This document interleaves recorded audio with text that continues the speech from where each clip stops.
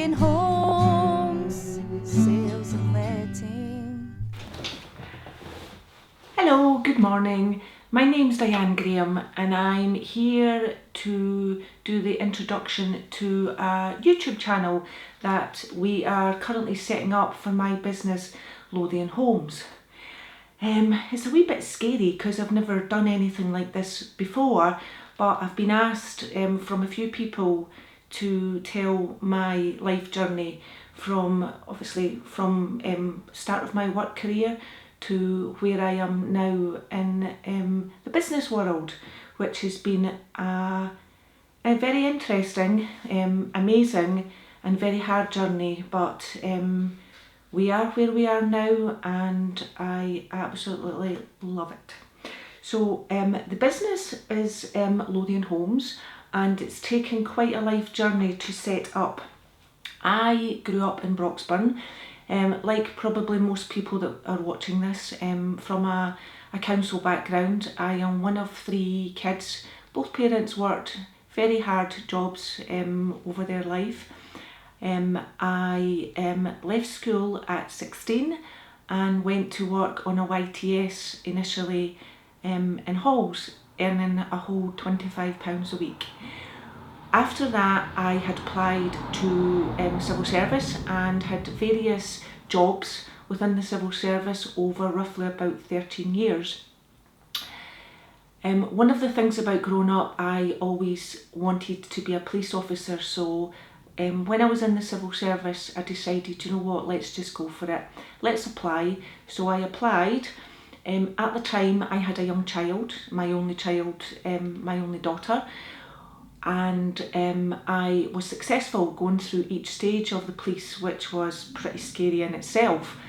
I was very successful, joined the police force, and unfortunately it wasn't for me. It had always been a dream of mine and I at least gave it a go. One of these things, when you do something and it doesn't quite work out, it's very scary to tell people that you've tried, and society probably thinks it's been a failure. In my eyes, it's a learning curve. So one of the things that I take from the police is confidence. I wasn't the most confident person before. I'm not saying I'm overconfident, but in my time in the police, that's the one thing that I learned, was to be confident, because you had to deal with people on a daily basis, face to face, and you didn't know what situation you were dealing with. So when that didn't work out, I was scared because I had a young child and I was a single parent at the time and obviously needed to support my child. Didn't want to be on benefits, so I ended up applying and working and living in a homeless unit for 6.5 years with my daughter, and I loved it, loved that job. It was with the local authority, and part of my make-up in life is to try and help people, and came across people from all walks of life. And one of the things that taught me was most people are only 1 or 2 paychecks away from being homeless, and I'm sure we've all met somebody who has become homeless in their life, and it may be that I've helped you during my time working in homeless, and if I did, hopefully I helped you, and hopefully you've got a good memory and you've moved on and got a good life as well. When I was in the homeless unit, this is where I became an accidental landlord, because I had a house that I owned and I decided I didn't want to sell it, so I rented it and had the same tenant in it for 6.5 years. In my time in the homeless unit, I met my husband, Gordon, and he also had a property, so we rented that out as well. So all of a sudden, we have 2 properties that we're renting out. Never did we ever think that we would be doing that, but we did, and that was our first step on the ladder into the private sector. So after my time with the council, there was a restructure. So one of the things that the council were doing is wanting to work with private landlords. So I applied and got a job setting up services for a homeless organisation called the Sirenians. I stayed with them for a number of years and set up some services within West Lothian, within Edinburgh. I also went on secondment for an organisation called Crisis, and I was lucky enough to travel throughout the whole of Scotland and meet with every local authority and look at what they were doing within the private sector, which was amazing because, as you can imagine, 32 local authorities at the time, all doing different things. So it was good to go around and see who was doing what was good, what was bad, and what needed a little bit of work. So I did that for a year, and when that came to an end, I went back to the Cyrenians, and they were going through a restructure. So I decided to look for another job and applied for a job back with the local authority. So I then went back to work for the council, and I managed their private sector service. And the council were really keen at that point to work with landlords in West Lothian and use their accommodation to help people with any type of housing need.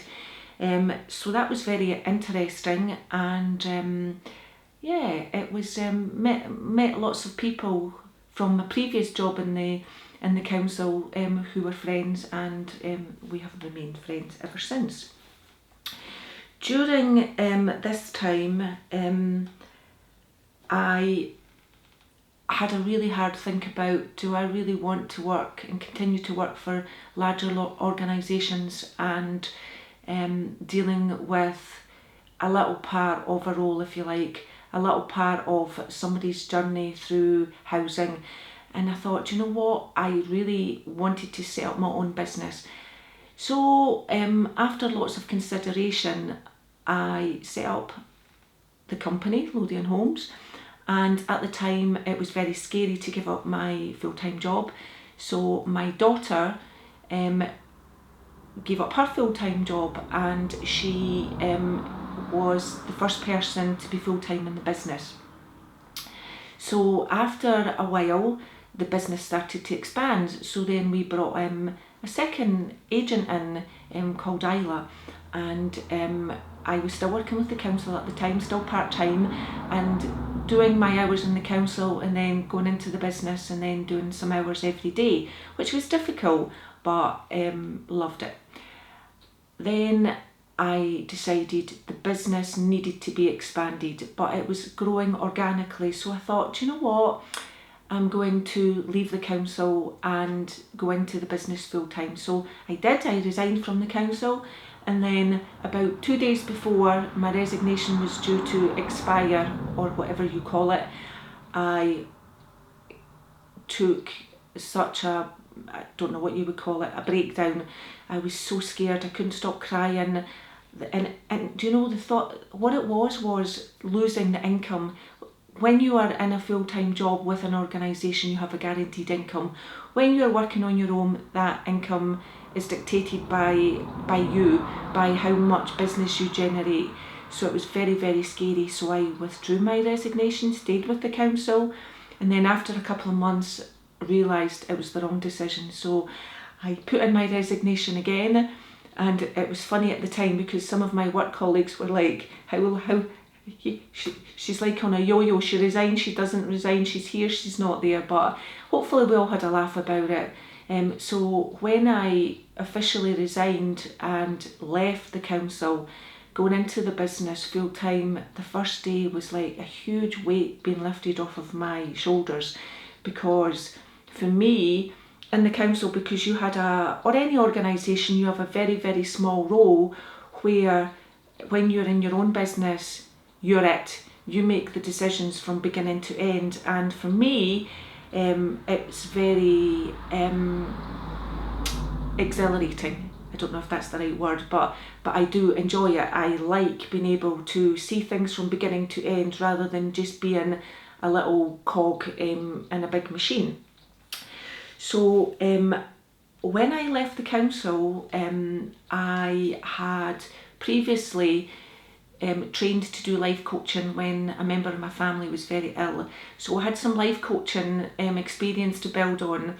So I started doing business planning and doing more goal setting and stuff like that to help further the business. I then found a book called The Secret, and that has become my daily ritual, if you like.